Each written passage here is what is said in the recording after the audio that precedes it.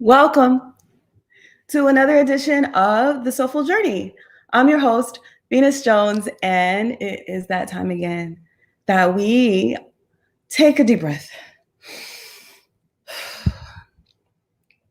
and we want to relax with our breath. Feel ourselves breathing in and feel ourselves breathing out without trying to control our pattern of breathing.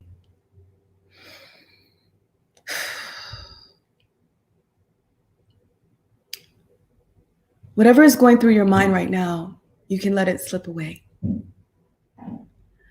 And just for this moment, you can focus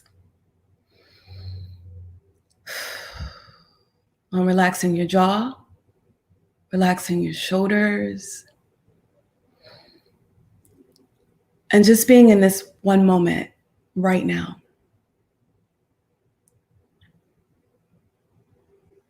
Being in touch with the soul, your spirit.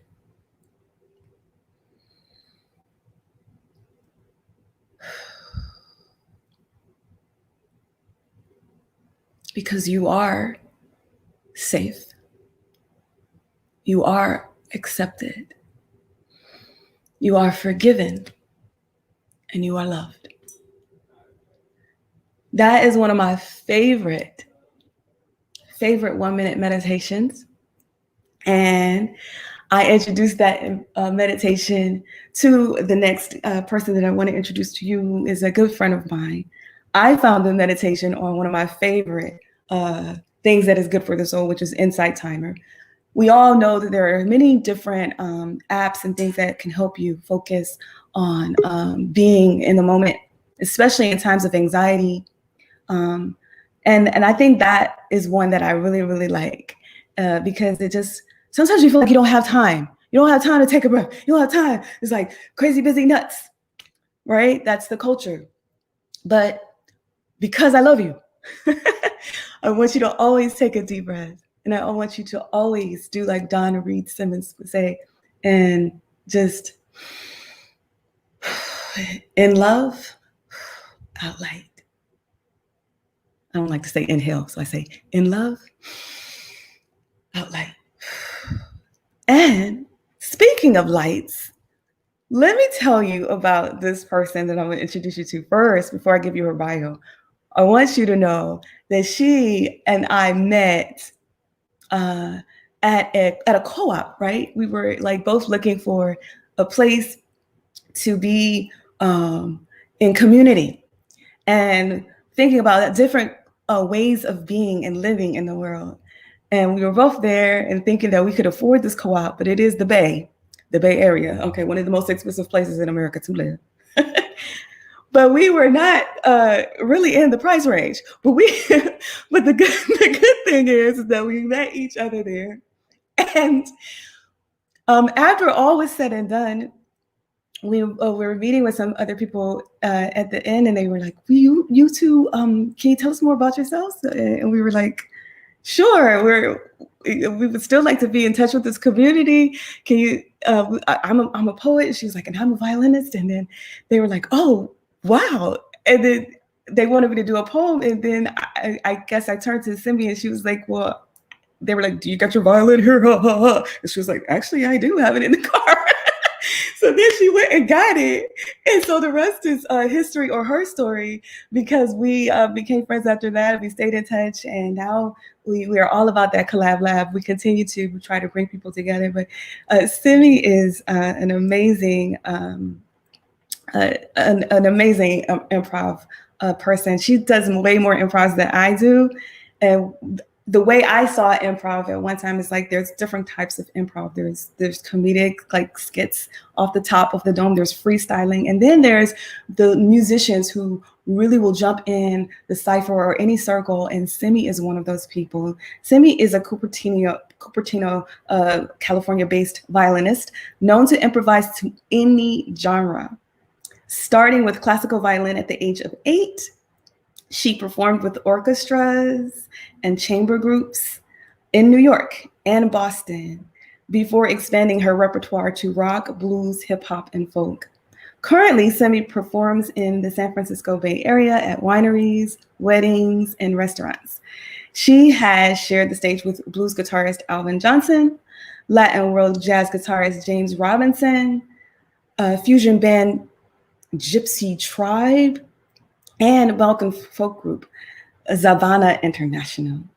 So I want you to watch for Simmy. She's at Simmy VO on Instagram and YouTube. So let's welcome my good friend and one brave soul, Simmy. Hi, Simmy. Hi, Venus. How are you? Doing well. Thank you for having me. How are you? I am so good to see. I feel so much better now that I see you and I know you're here. I feel good after seeing you and the 1 minute meditation. That's the meditations I've seen that you introduced to me to. So, I tell everyone I always do something that it might be a poem, it might be a song, it might be a meditation today. I like to start off by doing something that reminds me of the person that I'm interviewing. So, of course, I thought of that 1 minute meditation when I was thinking of you. Because so tell me, I just want you to remind you of the format. I don't know what you have in store for us today, but I'm going to maybe give you maybe a few minutes to share something live, or would you like me to play a video? You can start with the video if you'd like. I can preface, I think the one you picked is of me with Alvin Johnson on stage, improvising, and I'll tell a little story about how that happened. So I was in a restaurant in San Francisco once. I happened to have my erhu on me, which is a Chinese violin. Sounds a little bit higher pitched and squeakier than a violin, but still very beautifully used in Chinese traditional music. And I was sitting at, I think it was like Biscuits and Blues, somewhere in SF. And this guy was sitting next to me and he's like, "What instrument is that?" I told him, and he sounded like really intrigued. And he asked me, "Well, what do you like to play in general?" I told him about the violin. "What do you like to play?" And I'm like, "Oh, I really love to play the blues," because I grew up listening to my dad playing blues harmonica, even though I was classically trained. It's just something I've always just had in my head. And he's like, "Oh, that's so interesting." And he was asking in a way where it felt like he was holding back, his own identity. And so I asked if he played, and he's like, "A little." And there's a friend next to him that just kind of snorted, like, "What do you mean a little?" And then I realized he was Alvin Johnson, who's one of the most famous blues guitarists in the world, and got his number and didn't work up the courage for a long time to text him when he was on tour in the area. So years later, he had invited me to play at this blues jam, and he didn't really know if I was good or not. He had kind of just reached out. So I started uploading YouTube videos of me playing along to his music, just being a total fan about it. And soon enough, I finally got invited on stage. And so this is the first time that I was playing with his band. Okay, so let's go to I believe this is your Instagram account. And I'm going to see if we can play it so they can hear it a little bit. Let's see. Yeah, I hope the audio comes out. I hope so too. Okay. That's not the right one. Hold on one second. There we go. Here it is. Can you see it now? I can see your patron page. Okay, so let's go. Yes, while we're here, please subscribe if you can. But I want to get to this other one. Let's see. Stop sharing. So thank you all for your patience. I'm still being brave here, trying to share different things on here. I know we can get to it though, because I just had it. But let me come back. No worries. I can share my personal item or play violin in the meantime. Yes. Yeah. But let me see if I can play it. I'm going to remove you for a second and see if we can play this here.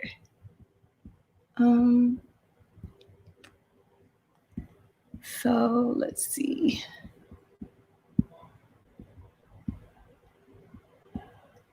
I know. There it is. Rocking with Simmy. Let's go. So you guys can see this now, I'm sure.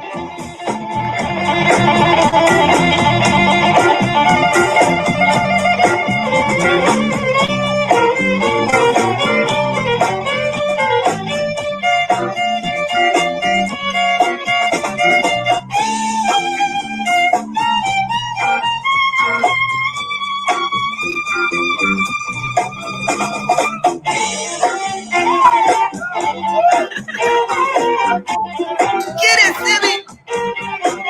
Hey!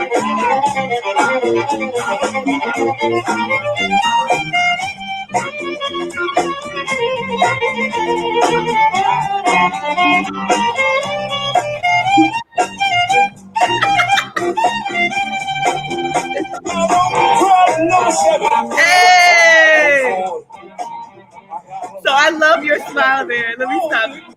Okay, so I love your smile at the end because I remember You pointed that out. I didn't realize that until you pointed it out that I always smile at the end. I'm happy with it. I can't help but be happy with it. No, we have to talk about this though, Simmy, because I remember Simmy once told me, she was like, Venus, you gotta help me because sometimes when I'm playing, I don't really smile. I'm like, oh, it's so serious. It's true. And I was like, okay, but again, I mean, I'm like, for me, like when I'm doing poetry, it is a conscious effort, right, as a creative to be in the moment, do your thing, whatever that thing is, but still like be centered in remembering that one of the most important things you can do is to smile because it's so contagious, right? Mm-hmm. And I feel like you did it like that. I can't see you in this whole episode because you kind of turned it lit, but I was so happy to see you smile at the camera there, like at the end. Yeah. Talk about warming the soul. I was just so happy to see you because I know that's something that you're working on.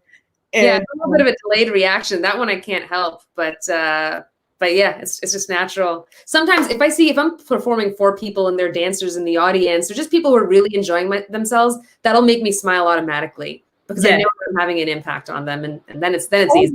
And that's something that sometimes the audience doesn't know, that like the more they give us, the more we give them. Like the more you can get, from the audience energy wise, it's so like it really real.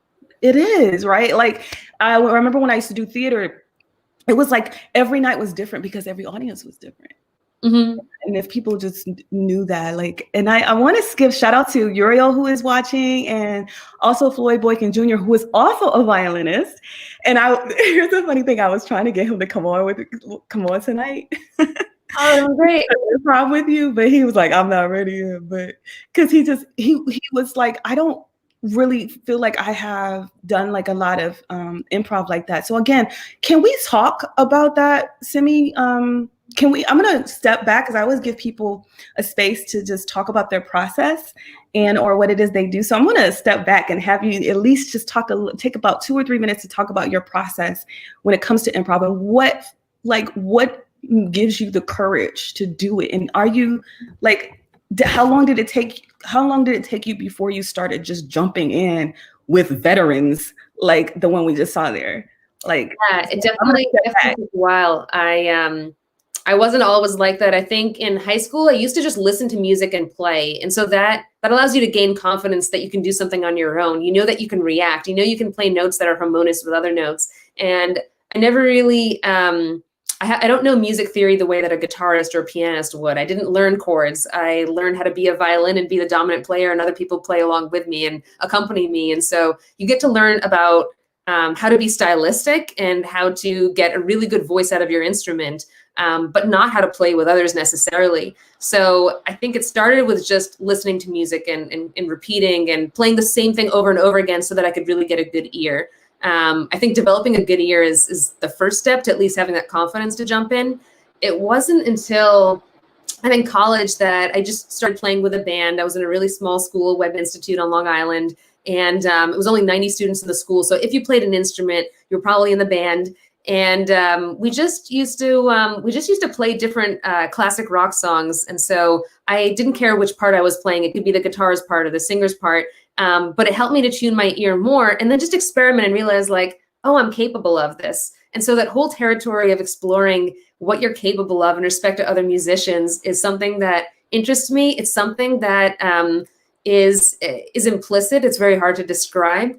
And I think it wasn't until 2 years ago that I realized with blues is easier than jazz. In blues, there's one chord progression through the whole song. And as soon as you learn that chord progression, you can keep playing for the rest of the song and you can do whatever you want. But it wasn't until about 2 years ago I realized that no matter where I go in the world, if I meet a guitarist or a pianist who plays the blues, I can play with them. We both speak that same language. Music is many different languages. There are many sets of rules and feelings, really. And rules may not be the best way to put it, guidelines and feelings, but if you know the blues, you can do that.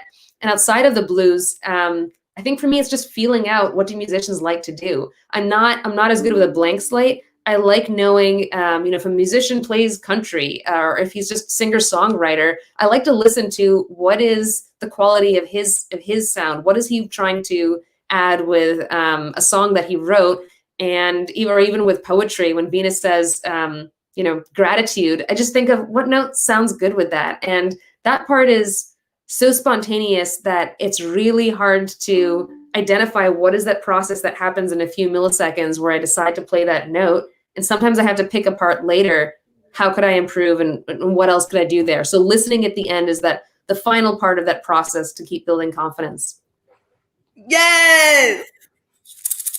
That listening ear is so key to the confidence and to the what you do. And I think, you said that, like, but you said you watched and listened, like, before you just, like, there's so many egotistical artists, unfortunately, like that operate from ego, and they're like, oh, I know I can get up there, I can do this, but I like the fact that you just didn't, like, you did, like, show reverence, and I guess so it's like it's a different energy. Do you know what I mean? Yeah, I think it's approaching with wanting to understand, who are each of these musicians? Why are they playing what they're playing? How do I fit in with them? And then how can I just add this layer that's on top of what already exists? That's what I enjoy doing, and it does include that watching and listening closely. Well, speaking of listening closely and listening to ourselves, there is a show and tell aspect to this show. Mm-hmm. And I was wondering, is there anything that you want to share with us or show us and give us some little backstory behind it during this portion? Sure. Since you had asked, I picked as my special object to share this Lego ship, which was the first Lego model that I made when I was little. So I'm an engineer, I'm a musician, I like creating, and Legos for me shows that mix of being an engineer and being technical, and then also having an imagination, imagining, like, what do all these little people do when they're supposed to be sailing this ship?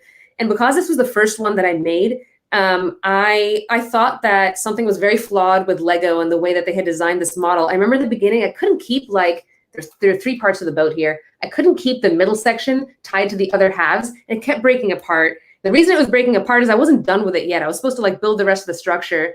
And instead, I told my dad to please call up the Lego company because they had not made a good design.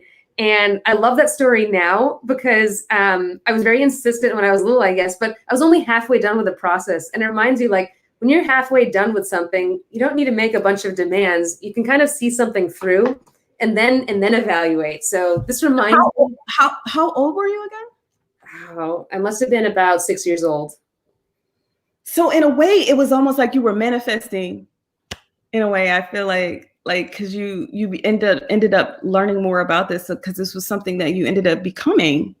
I ended up being a naval architect, yes, and then moving outside of naval architecture to manufacturing. So I guess it foretold that part of it, but most importantly, it reminds me to see something through and then appreciate it and then evaluate it, rather than get frustrated halfway through. And it's the same thing with music as well. You need to practice and you need to see it through.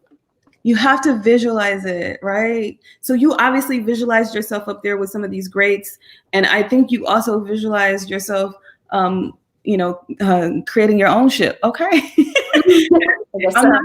I'm sure it hasn't been completely smooth sailing, but I'm just grateful that you're still practicing. When I ask people to come on this show, I offer you some questions, and I thought it was really interesting. When I asked, I said, was there anything you want to prepare for this chat? And this is what you wrote. You said, this is an interesting time for creation. There is less ability to collaborate with other artists, but more time to reflect and admire other artists from afar.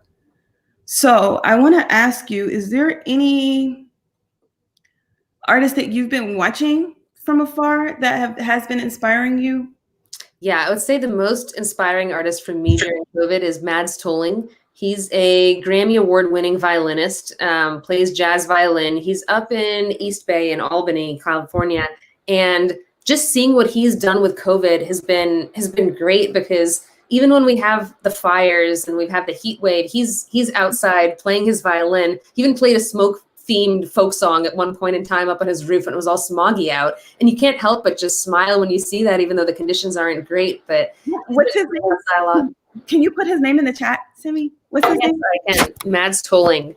And I think what's inspiring to see is, sometimes you follow great artists, you're familiar with their work, and you think you know what to expect of them when they come out with their next pieces. And in his case, he hasn't stagnated, and I feel like he's really grown during COVID, and I'm seeing new types of improvisation that are really inspiring to me. So overall, he's an inspiring violinist. Anyone really during COVID who plays outside in their driveway for the neighborhood, they don't care who the audience is, they just broadcast themselves out there. I really shout out to you. I think all musicians should find a way of sharing their gift during that time. It's a very special time to be able to go out and do that and make friends with the neighbors too. Well, I have to say, we have a Stephen Jones in the chat who said, speaking of Legos, her Lego ship is much nicer than my Lego ship. Well, I hope it didn't break. Well, he has been picking up the Lego. Steve is my husband, for those who don't know. He has been picking up Legos during COVID. He really has. He loves Legos too. So it's funny that you chose to share the Lego inspiration. But going back to, what's his name again? Mads Tolling. Did you put it in the chat? I don't see it. I put it in private chat. Should I put it in comments? Oh yeah, so we can see it, just in case someone wants to.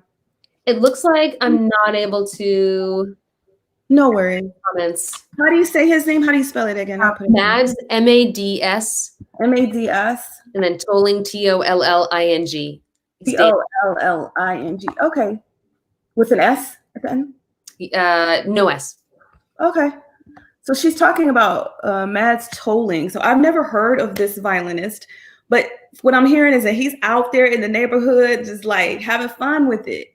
And that is so key. And, the other thing that I saw that you said was that when you're creating, sometimes one of the biggest hurdles is, especially when we have so much to do, like you'll pick up your violin, but then you don't want to put it down. Mm-hmm. Yeah. Like that, I feel that same way about my poem and poetry. Mm-hmm. Because sometimes when I start writing poetry, I hate poetry. You know why? Because it starts taking over my life. So I kind of feel the same way, and that is a challenge. So I just want to know, how do you find balance? What has been? Do you think it's better to have like a specific time to be creative, or are you always just when the spirit moves? How have you worked through that? And twofold question. And has COVID allowed you to are you playing more during COVID or less, you think? I think it always goes in stages, and it's a balance between those two things. There's some times when I'll just pick up when I'm inspired, and that's when I like to have the violin case is already open. It's inviting. I can pick it up whenever I want to. But I think it really works best when it's a routine. At the beginning of COVID, I decided I would play on the street every night at sunset. And that lasted for about maybe a month and a half, but that was probably my happiest time when I de-stressed from work and I could go right out there and play for the neighborhood, and people had a sense of when they could expect me to go out there. So, it just separates you from everything else you do. And a lot of, Venus referred earlier to how we live our lives in it's a very fast-paced world, and we value time and efficiency. Yeah. And so when I play the violin, that's a different world for me. That's a world where I can sit back and just appreciate what I'm doing and be a bit more present. So it helps me in so many other areas of my life that it's almost a mistake not to do it in a routine. So my favorite time to play violin is when I'm done with work. I also work in China in a factory sometimes. And one of my favorite things to do is to come back from the factory, a different country, things are very foreign. And I've got all these different ideas in my head to come back to the hotel room and to pick up the violin. It's kind of like coming home when you're away from home. And some of my best things that I've composed just for my own enjoyment are when I can just play for myself. You know that the walls of the hotel are thick and no one else can hear you, and so there's no judgment, and you can play for yourself. So I think a routine at the end of a workday is the best. Yes, I totally agree. For me, sometimes it's in the morning too, though, like, because I know at least I'll get it in the morning before anything else starts. I can do a journal or I can write. And then there's those times where you're like, you know what? I don't care. I know there's dishes in the sink. I'm gonna pick up my violin. I'm gonna pick up my pen. I'm gonna sing this song, and I don't care. I'm about to be creative, and I don't care, about everything else, because sometimes it's that whatever brings you alive. Yeah. Actually, it might help you focus on the other things that you want to do a little bit less, because you have that opportunity to come alive and be re-energized. And that's what I really love the most about nurturing your creative spirit, which I know you know how to do very well. And I look so forward to having more times where we can collab virtually and, of course, face to face. Someone said, "I love you guys," but I don't know who that is. So remember, if you are in the chat, you have to register through StreamYard, since we're broadcasting in different places, because I don't know who you are, but whoever you are, it doesn't matter. Agape love to you too. So, if you have any questions for Simmy, please. I had one quick thing, actually. I just react to what you said about this compulsion that sometimes you just feel to create. I definitely feel that. And those are some of the best moments when you just want to run to your instrument or whatever it is that you do. And I used to have this thing in college where I thought I was a little crazy, but if I had gone a few weeks without playing violin, my fingers would naturally just start to kind of like move like this, like as if I was moving in the violin. And people thought that something was wrong with me. Like, do you have some sort of are you disabled in some way? And I'd be like, no, it's just, I realized I needed to play violin. And so there are all these little reminders that you get, and they're often very agitating until you do that thing, and then you feel so satisfied. Yes. Oh, it is a beautiful feeling. Another question I kind of like to ask, this is where we get a little deeper, I guess, but I want to ask you this question. Is there what challenge that you've overcome that you once thought that would defeat you, and how did you overcome it? A challenge that did defeat me, or could have? It could have, but it didn't. And why? What comes to mind? So I'm trying to think musically. A challenge would be the fact that I hadn't played violin really seriously for a few years until I moved to California. I had played, maybe every now and then for myself.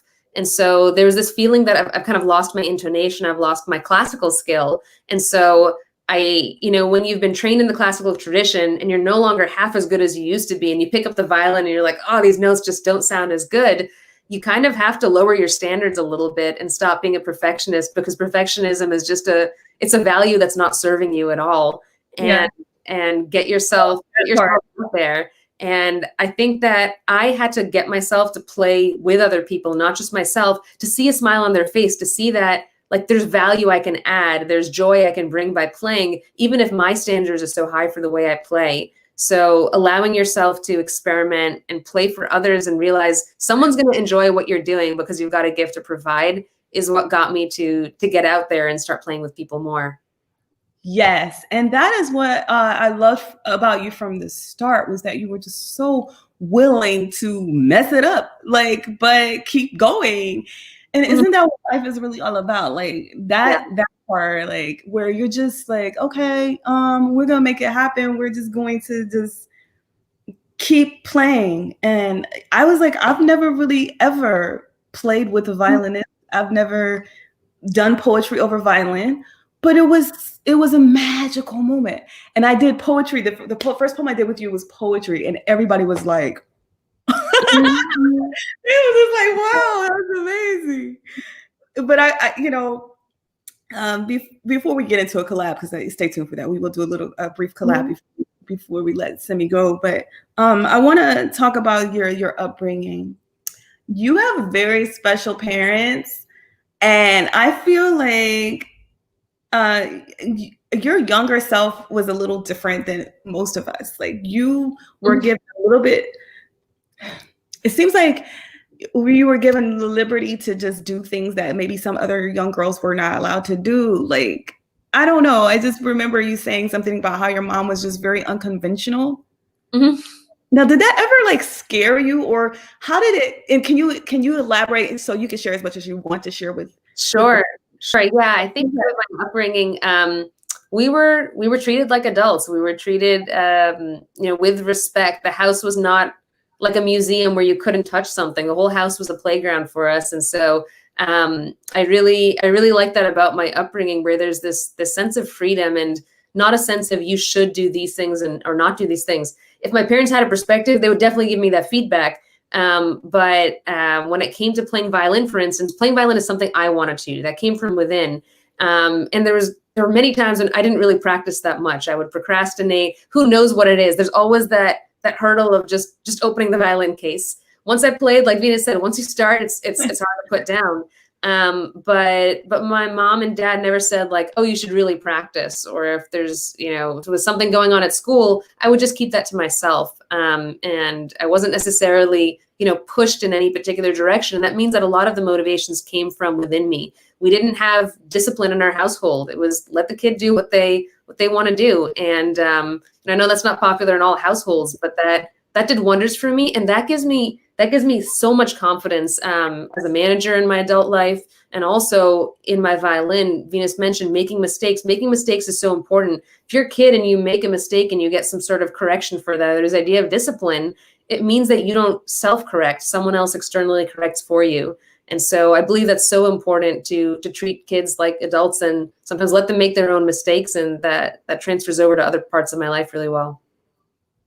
Wow. And I mean, I'm just in awe of the way your brain works. I just feel like there's this, what could be a myth. I still have to research more of this idea. There is an idea of left brain versus right brain. But when I think of someone like you, who is a scientist or engineer and a creative, it kind of throws that whole idea out the window, like that you can be both. And I don't know if it's a practice or if you were always mature as a young age and your parents saw that as well. So they felt a little bit more, because you are an only child too, right, Simmy? No, I got a sister. Oh, but she was brought up in the same way. Is your sister like whole brain, if you will?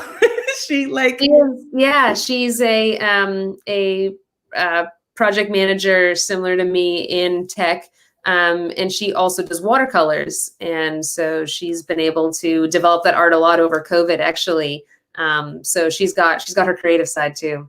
Well, I've had to work really hard to be like the, professor / also the creator. Some people are like, how are you like this and that? But it has been work for me. And I don't know if it's been the same way for you. I just imagine that you have always been like just focused and like, I don't know. It's just there's talent, and there's always all the work behind the talent that no one really sees when they're benefiting from it, right? So we've all had to work hard to get wherever we're at. But Venus, you've got a ton of talent, and I'm just grateful to be on here. Oh, well, thank you so much. But we do have a question in the chat. It says, Simmy, what is the first song you learned to play, and do you have a favorite song to play? Steven, you mean like first song, like when I first picked up the violin, like something that would have been very squeaky? Yeah, can you play it right now? Like Twinkle Twinkle Little Star, maybe, or maybe it was Hot Cross Buns. I think that might be the first one. Was it? Favorite song I like to play? I really like Meditation from Thais. It's a classical piece. And can I play it? Yeah. Okay, my favorite song is actually a different piece, one that I can play. That you can actually remember. Okay. Play is Ashokan Farewell. What is this one called? Wait, before you. Ashokan Farewell. It's a fiddle song. It was featured on the Ken Burns documentary on the Civil War. So what I imagine is a bunch of people dying on the battlefield when I play it. But I was asked to play it at a wedding a few years ago, and I started playing it, the Civil War way. It was slow and melancholy, and the person who was running the wedding looked at me, and they're like, "You do know this is a waltz, right?" And so originally it was a very lively waltz, and I'll I'll start out with a Civil War way, and then I'll get to the lively wedding waltz way.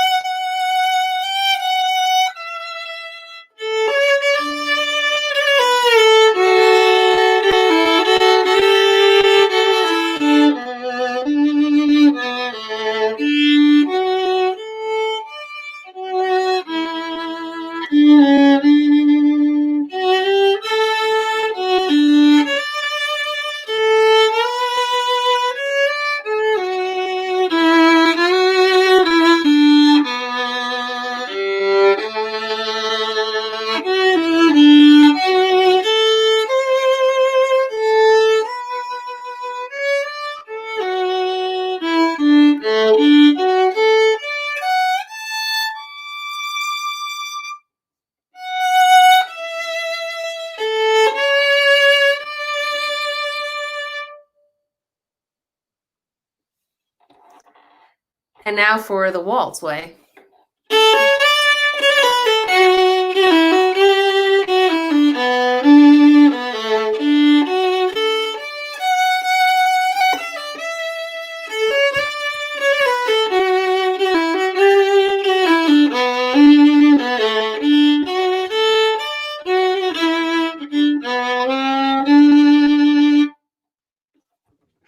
Yay! Same notes, but just played with a different meter in the second one, and it makes it sound a lot cheerier. So I don't know if you heard the difference between before and after. I did. I think I like the first way better, but that's just me. I don't let us know in the chat which way you all liked better. One or two. We'll do a There's a vote. lot more like schmaltz emotion in the first version of it. So the second was better for a wedding. And I just like that you do have to be in the moment, like, and really just, I guess just feel what you're feeling, and it feels like that's what it's all about. Because I've seen you like really funking it up. Because people are like, and I know you could do like the very soulful sound. Some people will probably don't think of the violin as a soulful instrument. So I was thinking when I was like having you on, somebody would be like, soulful? How is the violin soulful? Yeah. Oh, it totally is. It's like the human voice. Yeah. You know, I have a neighbor who's 93 years old now. She's in the 90s. And so I play for her during COVID on her porch. We social distance. And she's my best critic. She gives me great feedback. She makes me feel good. And, you know, if I haven't put enough emotion in it, I'm going to hear from her. And she's like, more schmaltz. Just like keep putting yourself into it. And like, sometimes I'll play a song that's kind of like the second Ashokan farewell. And she's like, yeah, there was no schmaltz in that one. Give me something else. But people connect with that. Yeah, I know. And I love that you are willing to, listen to your elders. Grumpy old men and women, they're the best. I tell you what. They are. She's like a grandmother figure. So yeah, we got some other people who liked one too. So I think they both were beautiful though. They both were. And I just I wanted to like get into the fact that there's some people who are here watching. And sometimes we talk about a little bit about current events, and I don't know if there's anything that's heavy on your mind right now. You probably don't know because I don't think you're really that into politics. I'm sure you're going to vote, but tonight is the debate. Huh?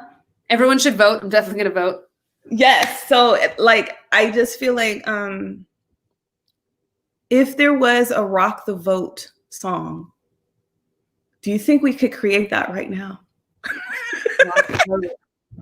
Yeah, I think it would have to start with your lyrics. Okay.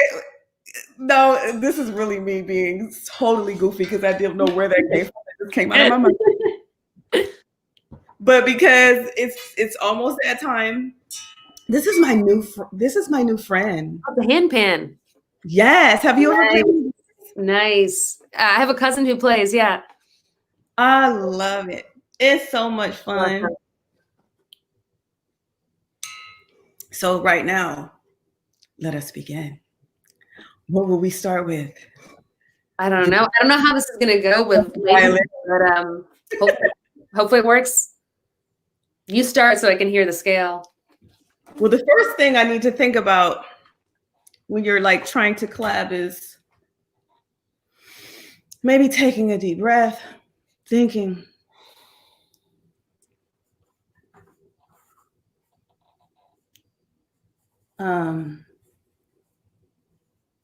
writing down some things.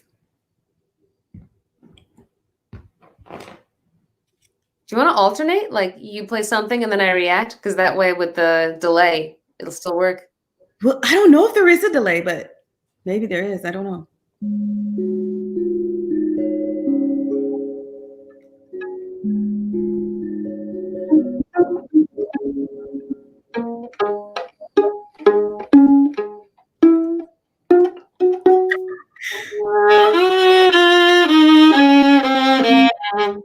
Sounds like that's your scale.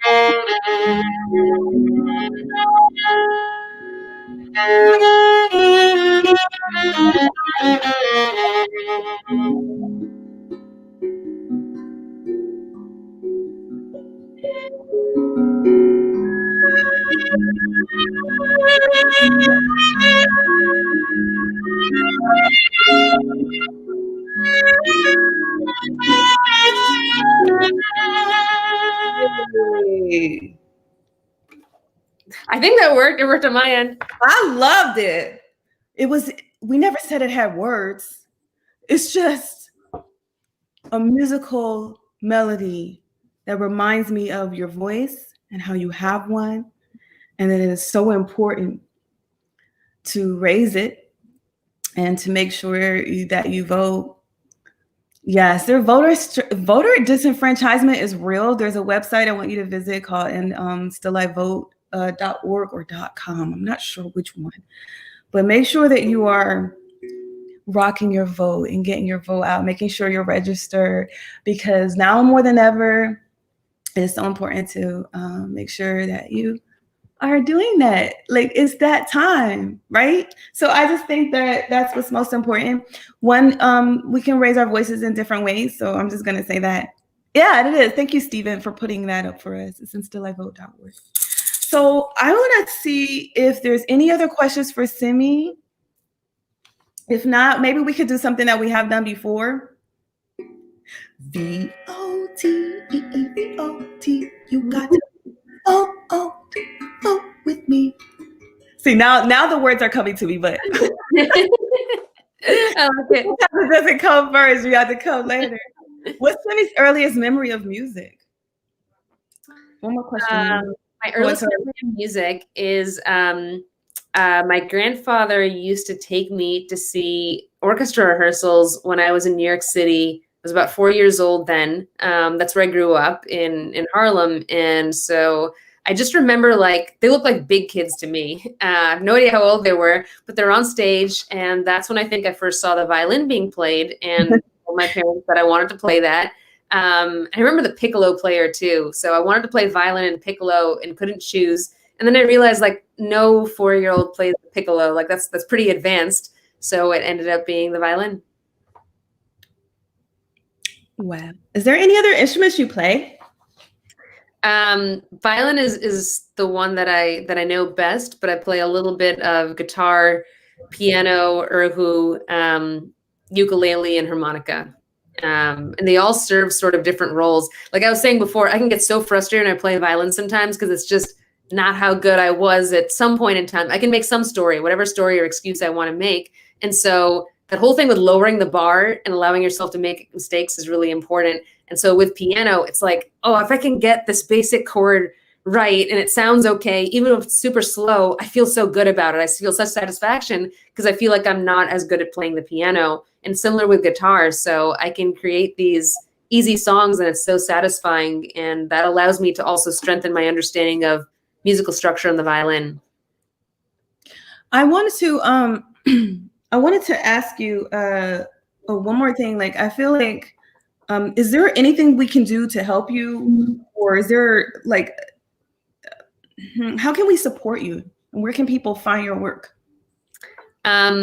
My work is on Instagram and YouTube, and you have a CD coming out though.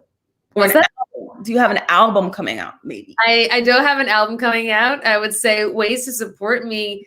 I would flip the question. I would ask, how can I support you? You know, how are you doing during this crazy year? And if you want a violin song played for you, you know, I do that over Zoom. I've done that for people's anniversaries. I put myself on Nextdoor. Nextdoor is not the kind of website that I would usually sign up for, but during COVID it was a good way to find out about stuff going on and let people know I was playing. So there's something. Nextdoor, what's that? Nextdoor is a way to connect with people in the community. Sometimes it can be used, you know, sometimes it can be used to profile people in the neighborhood so it doesn't have the best reputation. But it can also be used to just connect with neighbors and understand things that are happening in the neighborhood. And so I logged on to that after COVID. But the main point being, you know, if there's a song that you want to hear or you want me to improv to for you or for your loved ones during this time, let me know. I'm in the Cupertino area and used to play outside people's homes until I decided that probably wasn't a good idea with COVID, but I can play at a distance. Do you like my jewelry? That's the most random question. Yes, I do.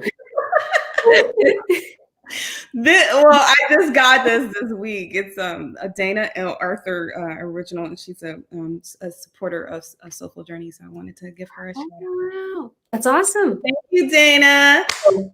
And I'm just I want to go ahead and I'm just like, wow. Do we go ahead and do our poem now, or do we like take one more question? You know what's interesting is that I know Keith came on here, and I don't know, but then Keith's name changed to Amrita. Amrita is my mom. Did she want to come on and collab with us? No, she'd probably rather watch right now. It's pretty late in New York.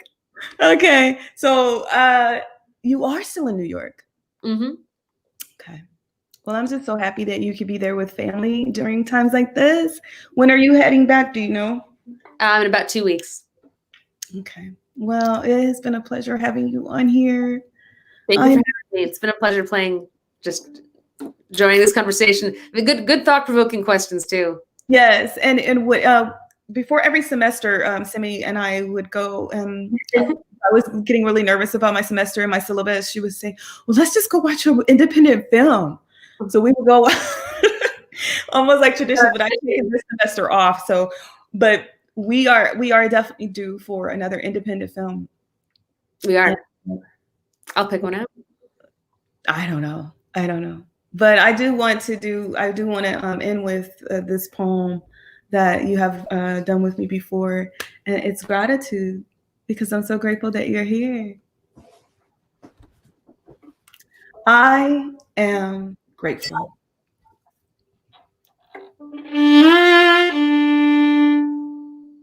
for hope, health, humility, the way the earth rotates on its axis perspective,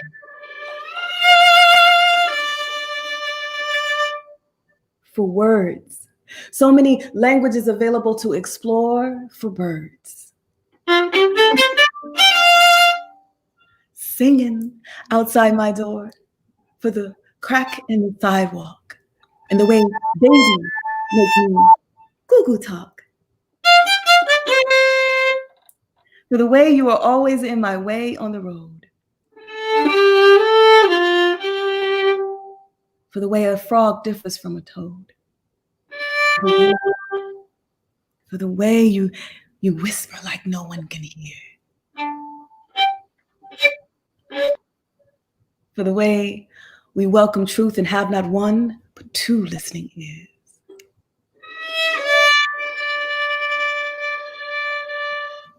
For the way you reflect light and you thought I didn't notice. For the way we laugh at those with little sense and compare Marvin to Otis. For the way good food and good music always takes me back. For the way you teach me how to concentrate on what I have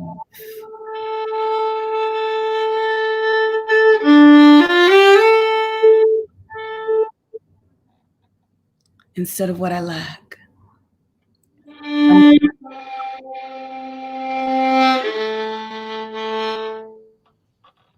I may not always say it, but sometimes I feel the need to spray it. And I'm grateful for the spit. Because you know I'm legit. I am grateful for any feeling that stirs up.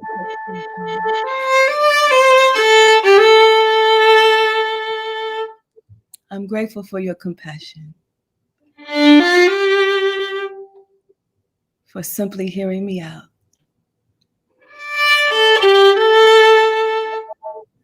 I'm grateful for the time and place in which I live.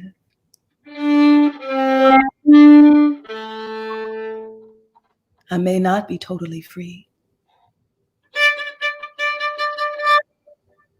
but I'm no longer terrorized like my brown ancestors and many female sisters before me. I am grateful for your friendly smile and the land that we work so hard to obtain that will be ours in a while.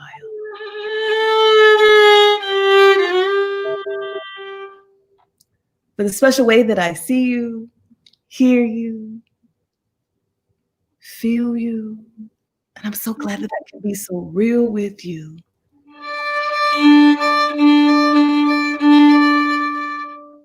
I'm even grateful for your scent, because I believe that you were sent, bearing flowers. I want to thank you for those flowers that you might bring to my cold feet.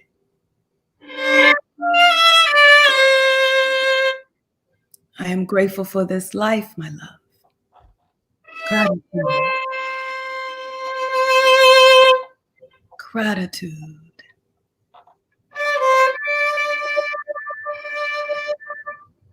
Gratitude.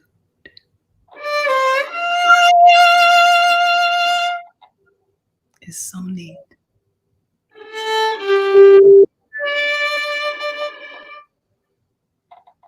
Yes. Wow. Thank you so much. That's my first time collaborating over a virtual collab. Yes. It worked. It worked. That was beautiful. It does work. It does work. Being in the moment always works. And I am so grateful to have you. This means that we have come to a close of another beautiful soul chat with another beautiful soul. Simmy, you are the best. Continue to keep bringing artists together. Continue to keep shining your light. Continuing to keep picking up your violin when you know it feeds your spirit. And what a beautiful spirit you have. So I'm just going to ask you if you have any favorite quote or last words, and then I'm going to say my goodbyes. You got people. I feel like I should have something profound to say, but really just thank you for supporting me, Venus. Your friendship means a lot to me. So you really are an inspiration to me. Well, you know what? We reflect each other. So just keep your light on, and thank you for being here, Simmy. Thanks, Venus. Until next time. Take care. Okay. So that's it. This is then our fourth edition of Soulful Journey. That was Simmy.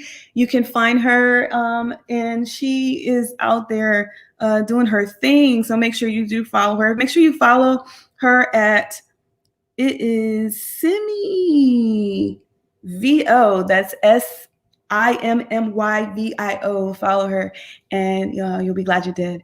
You can follow me at Venus Love Jones, as you can see at the bottom. Make sure you follow the Soulful Journey page. I want to give thanks to my current patrons, who are Christy, Finn.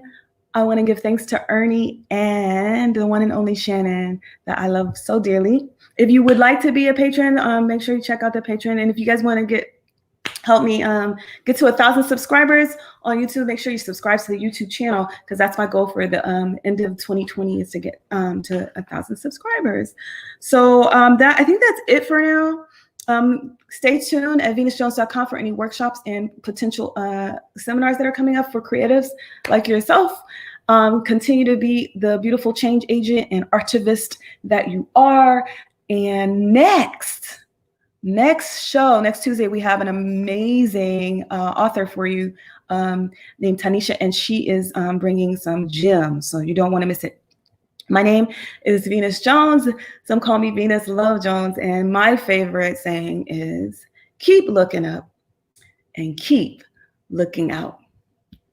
Until next time, the way I see you is that you are always divine, and that's all, folks.